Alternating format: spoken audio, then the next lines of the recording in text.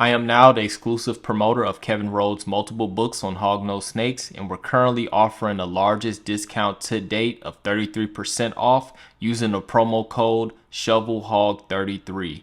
The link to purchase these books will be located in the description of this video. All right, so I'm gonna try to do this video. I don't know how well it's gonna be. It's to kind of compare and contrast the Arctic morph, because I did make that short a couple weeks ago, and some people thought that these right here, which of these normals, were Arctic as well, and I know the parents and they're not. So I'm gonna show you the difference between an Arctic and a normal, and these guys have not had a shed yet. So one of the things I look at, when I find out a really nice Arctic, when it comes out of the egg, has really dark saddles and has almost a light gray background, compared to like this one, which has more of a brownish saddles, and it does have kind of a light background, but it has a brownish background. But like I said, my Arctics that I've hatched out over the years, they all, the ones that I know for a fact, all have this really dark saddles coming out of the egg. And like I said, here's the compare and contrast. This one I know for 100% sure is Arctic. And I know 100% that this right here isn't Arctic. So let me put the Arctic away. Actually, I'm gonna put both of them away and get two more females, or two more hognoses.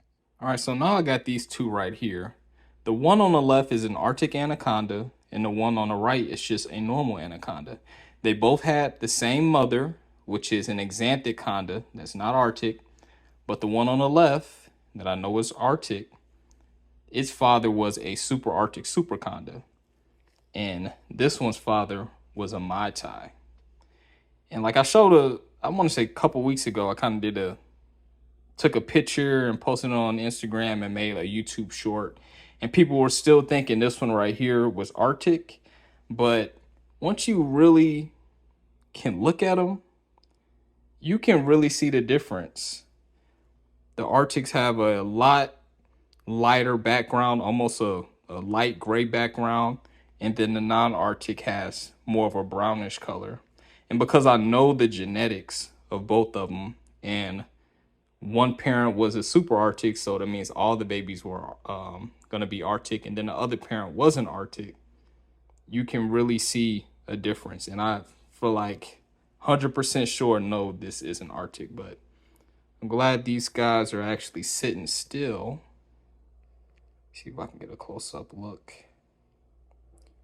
And you'll really get a good chance once these have their second shed. Neither one of these two have had their second shed yet. All right, now here's an Arctic. See, she actually just ate two mice today. She has had her second shed, and you can just see more of the contrast. And like I say, I really like to look at the background color to determine my Arctics.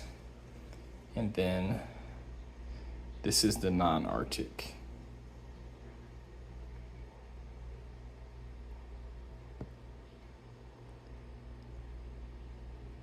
So it's just kind of a compare and contrast.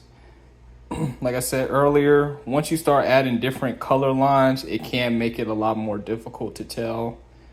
But a straight Arctic and a straight normal, in my opinion, is pretty easy. But yeah, hopefully this video was a little helpful. Kind of hard to shoot it because they don't stop moving.